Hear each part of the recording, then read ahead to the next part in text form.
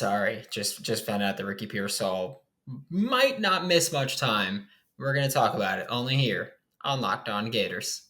You are Locked On Gators, your daily podcast on the Florida Gators. Part of the Locked On Podcast Network, your team every day.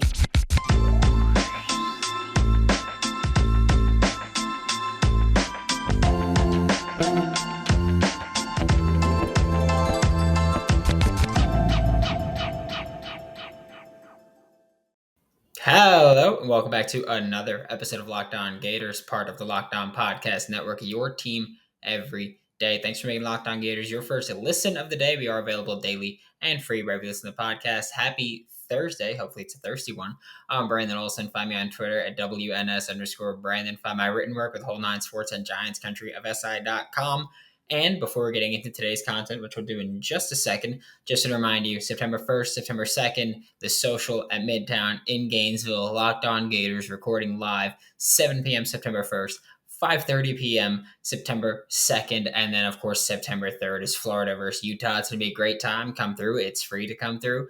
Just have some fun, food, drinks, do whatever it is you want to do. I'm not going to tell you what to do, but also like, subscribe, comment, review, and getting into today's content now. Ricky Pearsall, the Arizona State transfer that came to the Florida Gators this past spring, wide receiver who is, I think the best way to describe him is just a dynamic playmaker at receiver, which Florida has seen quite a few of in recent years. Kadarius Toney, most notably the former Florida Gator, was first round pick with the New York Giants in 2021, which good Giants.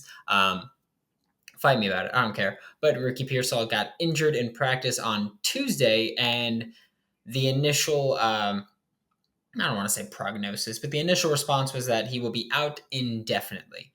And indefinitely is a scary word because we've seen indefinitely, just as sports fans, we have seen indefinitely become this incredibly long, tedious process that kind of stinks for a while. And it was with a foot injury that Ricky Pearsall got injured with, and yes, was listed as out indefinitely because of that. Then yesterday afternoon, reports came out, courtesy of Zach Appleverdi with Gators Online.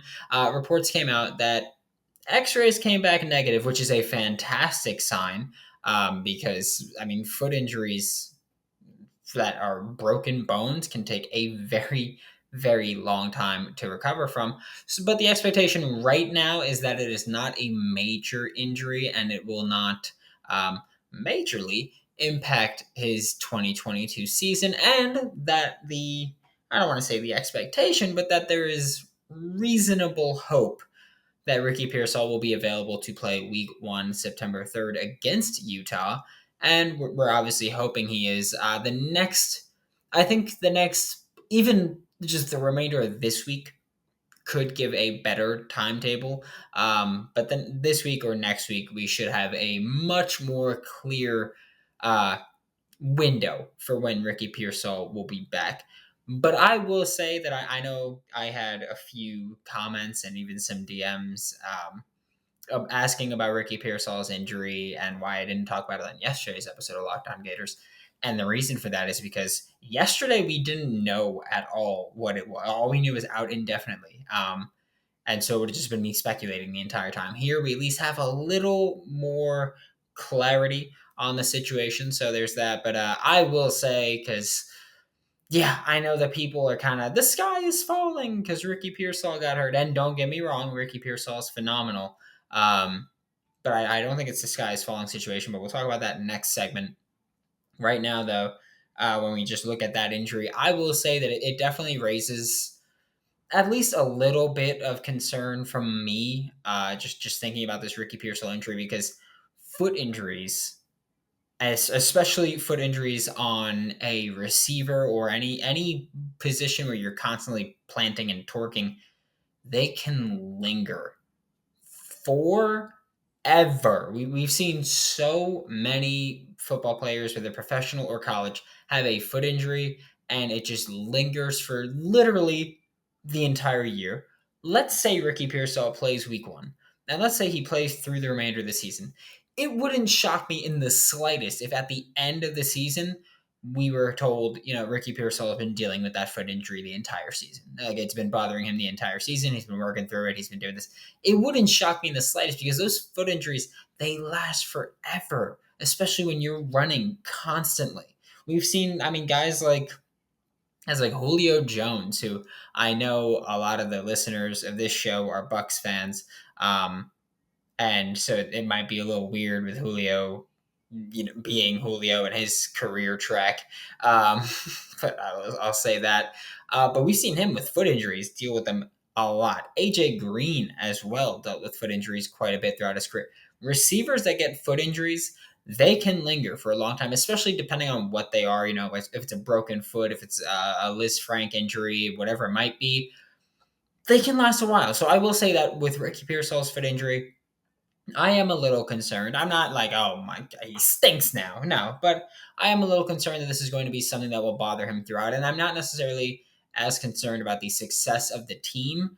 I'm literally just more concerned about how long that's going to bother him for, because I've never had like a foot injury, but I can imagine that it is going to flat out suck that entire time that he's dealing with it. So let's hope it's not a bone issue, whether it's I'm not saying it's a broken thing. We know that the X-rays came back negative, but let's hope it's something minor and he's just like, oh yeah, no, it just it stunk for the first couple days, but now I'm good. Something like that. I don't know. But let's hope it's not one of those things that's going to linger forever like these foot injuries tend to do. We're about to talk about what happens if Ricky Pearsall misses time. But first, a quick word from Built Bar, because it's the end of this summer. And if you're not happy with the summer bod, that's fine. You got next year, and you can do that right this time by eating Built Bar. And that's honestly the best way to do it, because if you're someone like me who has a hardcore sweet tooth, Built Bar is perfect for you. It's coated in 100% chocolate, but it's not filled with sugar. There are just 4 net carbs along with 17 grams of protein. And if you're a calorie counter, I'm not going to lie to you, most bars have just 130 calories. So you can throw out the hidden stashes. You can enjoy eating delicious, delicious Built Bar cookie dough chunk Built Puffs, by the way. I will fist fight any of you if someone's like, hey, the winner of this fight is the only person that can eat them. I will win, by the way. I'll let you know that right now. If Built Bar said it, hands up, because I'm doing it. Built Bar is always coming out with new limited time flavors, so you'll never get bored. Use promo code LOCKED15 to get 15% off of your next order with Built or BuiltBar.com. Thanks again for making Locked On Gators your first listen of the day. We are available daily and free wherever you listen to podcasts. Similar, or not even similar, just continuing what we spoke about last segment, we are now talking a little bit about what if Ricky Pearsall does miss time, because this is a legitimate discussion that needs to be had, because it's something that's concerning and it's something that could happen, especially with this. Yes, we know it's not broken. That the X-rays came back negative, but they're not like, oh, he's good. He's just gonna walk it off. Like, he might miss time for now. I think the priority is, like, I'm trying to word this without sounding like I'm being demeaning here. I think obviously the priority is for Ricky Pearsall to be ready for Utah. Like to do whatever you can to get him ready for Utah. But let's look at this from a broader point of view, a broader stance, if you will, and figure out what is the backup plan if Ricky Pearsall can't play against Utah. Because earlier in the season, or earlier in the offseason, Billy Napier was very open about, this receiver room, not a ton of confidence. That they moved Finley Graham from corner to receiver to add some juice to that group. He's obviously gone now. They've kind of, they almost reportedly almost kicked Marcus Burke off the team, and then other players went to bat for him, and then that's what kept him here. But, this is something that you got to figure out if you're the Florida Gators, because if you're missing Ricky Pearsall, who a lot of people were like, he's going to be our most productive receiver, he's going to be the best receiver on this team, that's a big hit there. I think personally for me, the next player up should be Jaquavion Frazier's. And I'm saying the next person up because we acknowledge Ricky Pearsall was going to be one of the top three receivers on this team in terms of snaps. Most likely, it's Justin Shorter, Xavier Henderson, and Ricky Pearsall. And Ricky Pearsall would likely be in the slot most of the time, but we'd see Xavier Henderson and Justin Shorter go into the slot. Billy Napier likes to use a big slot receiver. That's just what he likes to do. I don't necessarily think it's a positive or a negative, but it does mean that Ricky Pearsall would be playing outside and slot. And I think with Ricky Pearsall out, that's kind of going to limit a little bit. I think Trent Whittemore is going to be playing in the slot a lot more because he's likely going to be the next man up in that sense, where he's the third guy.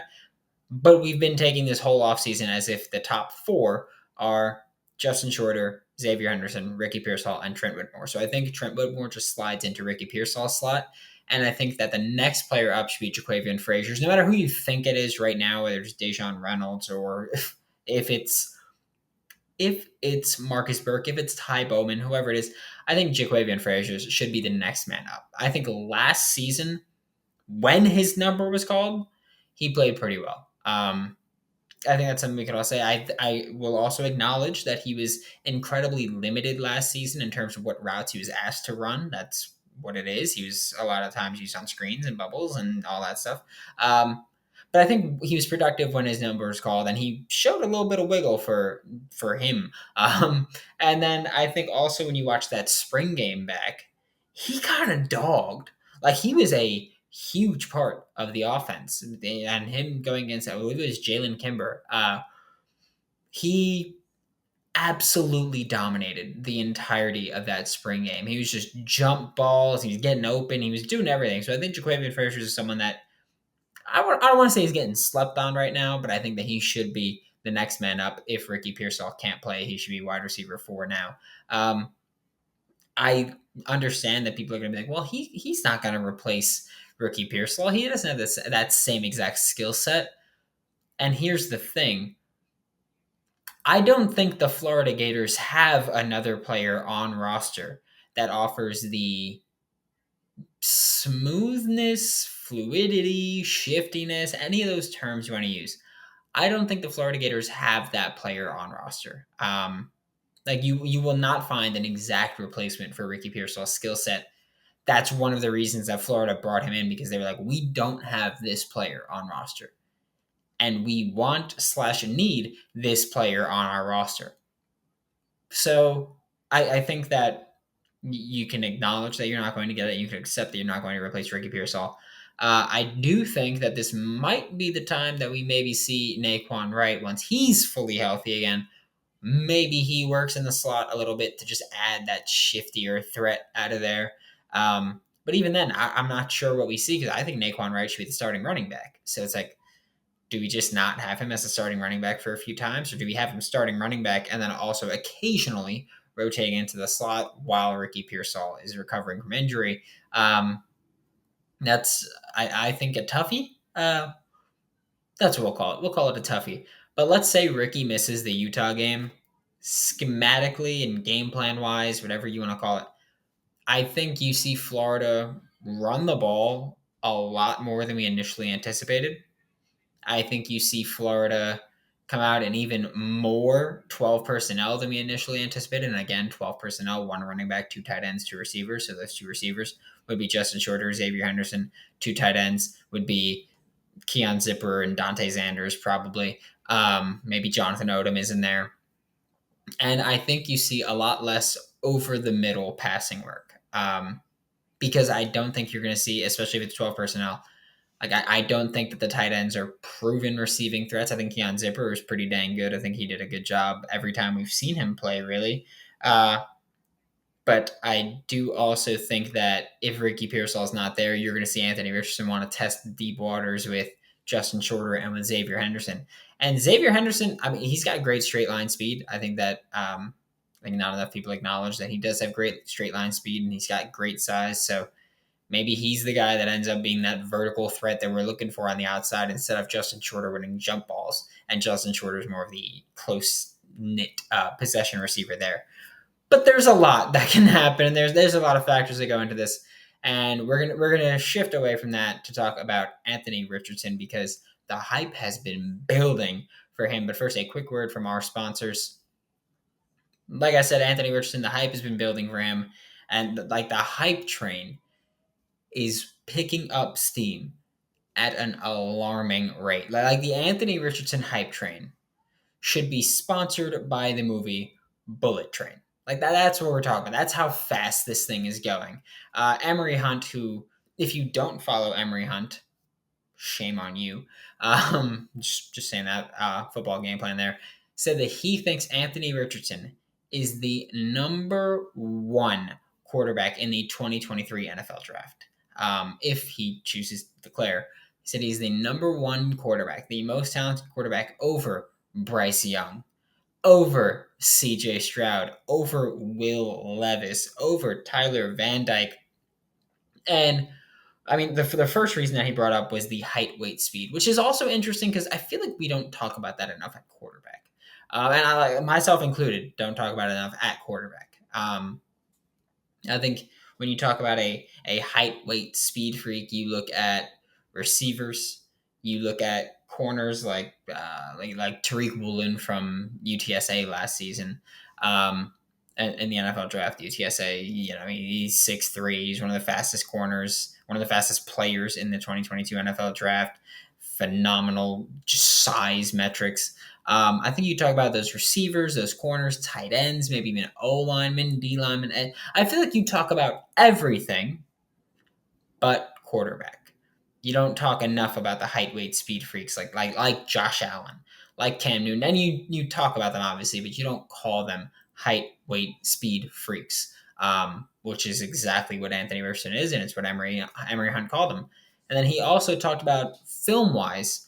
You watch the LSU game, which I mean I think that's the game. If I'm not mistaken, that was the game where I was like, okay, like you need to start Anthony Richardson. Like he is clearly the guy at this point. Um, because yes, he threw an early interception when he came in, but he quickly rebounded and locked in. Like he locked in so quickly after that interception where Emory Jones, who we saw last season, he would throw a pick and not lock in. And I'm not saying that he would throw a pick and then panic and just throw a bunch of them because that's a false statement. But he wouldn't go, okay, like I need to tighten up here.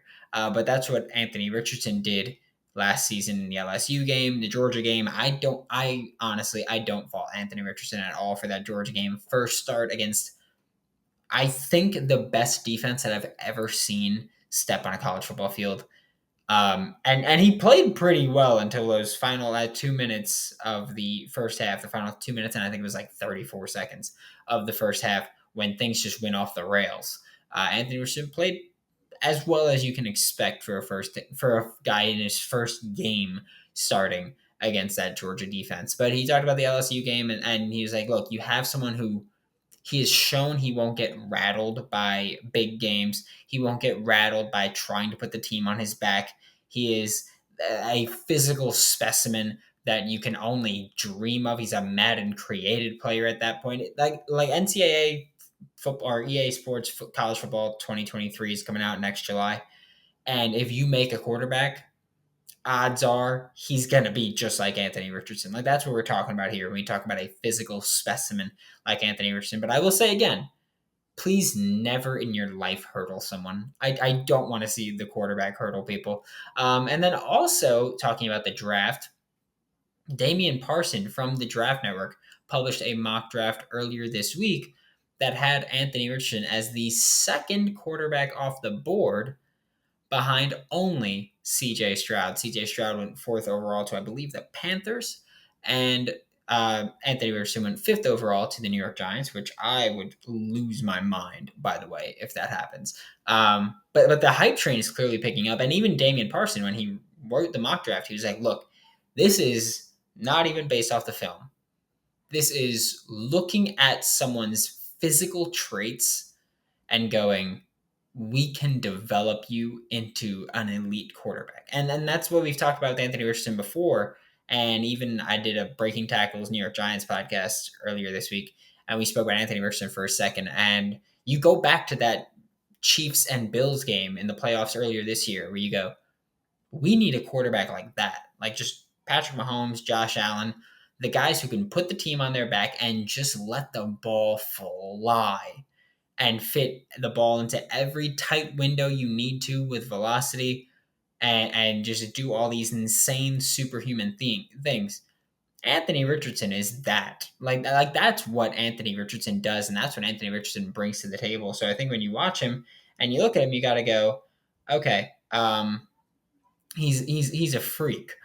He is our franchise quarterback. So I think when you look at the NFL draft, you get that, and then I realize I've called him a freak a lot, and that's kind of been burying the lead, but also hitting the nail on the head because Bruce Feldman with the Athletic, his freaks list, his annual freaks list where he takes the absolute freakiest college football players and he talks about them and their physical, I'll say, I don't want to say physical skill set, but the ridiculous numbers that they could post. And Anthony Richardson is on there. He's a number 50 player on the list.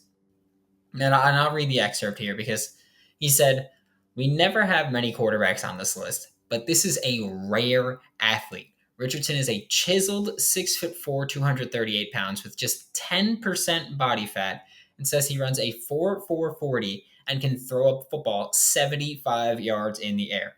Football Insider's eyeballing college quarterbacks at this summer's Manning Passing Academy were wowed by Richardson's physical tools, saying he and Kentucky's Will Levis were well above and beyond every other quarterback there. Personally, like everyone here knows how I feel about Will Levis. So there's that. Anthony Richardson cleans 325 pounds and squatted 500 pounds this offseason. And then he's got a quote from Florida's strength and conditioning coach, Mark Hockey. He said, "Anthony is physically built like an outside linebacker. He's tall, long, and chiseled out of stone, has the athleticism, speed, and agility, and bounce, plays above the rim, of a running back wide receiver combined with a jugs machine for an arm." And Mark Hockey never fails to entertain on these quotes. Like I've said, like Anthony Richardson has a howitzer attached to his torso. And it's one of those things where you can't help but fall in love with it. And yes, I know that I've been the type even where I'm like, I need to see him put it together consistently, but that changes nothing in terms of should an NFL team take him early. Like you have the physical traits, you have the cannon of an arm, you have the athleticism of. I mean, he's more athletic than 99% of the athletes on a football field, and so you've got someone who is you can't find Anthony. There isn't an Anthony Richardson in every draft. There isn't an Anthony Richardson in every recruiting class. There isn't an Anthony Richardson in every 10 recruiting classes. This is a rare physical specimen and one that, yes, he needs work. He like the hype has always been there. It will always be there, but you've got to see him put it on the field consistently. Because yes, he's got the bazooka of an arm. Yes, he's got all that athleticism, but you've got to see him improve in making reads, decision making, and accuracy in general. If he could do that, you're looking at a legitimately elite quarterback prospect and not just a ball of clay that you're like, we're going to turn him into an elite quarterback. I think that's the biggest difference there. Thanks for making Locked On Gators your first listen of the day. We are available daily and free wherever you listen to the podcast. We'll be back tomorrow with more on your Florida Gators football team. Now make your second listen Locked On SEC, hosted by Chris Gordy of Sports 790. For Locked On Gators, I'm Brandon Olson. Don't forget to follow me on Twitter at WNS_Brandon. Find all my written work with Whole Nine Sports. That is WHOLENINE Sports and GiantsCountryofSI.com. And I'll see you all tomorrow.